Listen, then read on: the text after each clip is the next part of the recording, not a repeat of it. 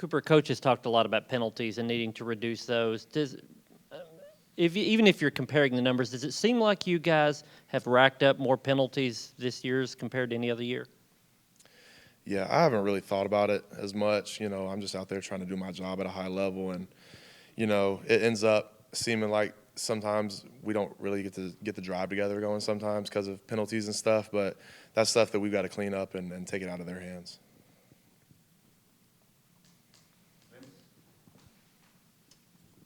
Georgia obviously moves on the D line pre-snap, doing the stemming. How much have you guys seen that from opponents this year, and how do you think you guys have handled that when that's happened?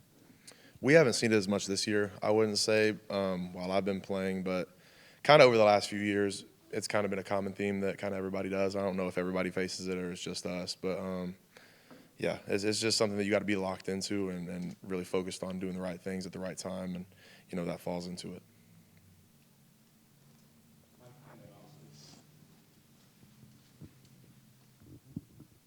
Cooper, your family's got a pretty well documented history with Georgia. For a while, I think a lot of people at Georgia thought you might actually play there. What does this rivalry mean to you, and is this your final one? Yeah, it's a big time game for us, both sides. Tennessee is working to put our program back on top, and this is one of our big stepping stones is getting a win over them. And I've gotten a win over all the big three other than Georgia, so trying to put that together. And yeah, I'm not sure for the last part of your question.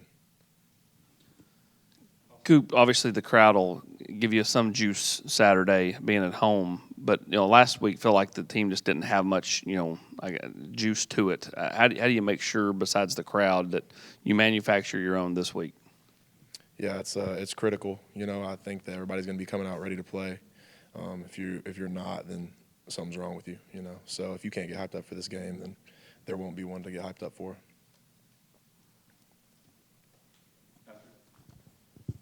What was it like watching the film of the Missouri game for the offensive line, and how have you guys tried to reset and refocus for this week? Yeah, it wasn't fun. It wasn't where we wanted to be or where we needed to be. But it's life, it's football. Things aren't going to go your way every time, and you just got to regroup and refocus and see what you can get better at and put something better out on the film next week.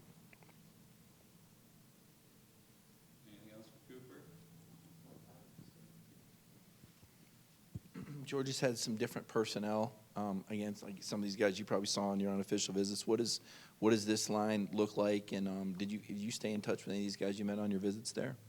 Not as much on defense. I still talk to a few guys on the O-line. I talked to Tate, a good bit throughout my whole college career.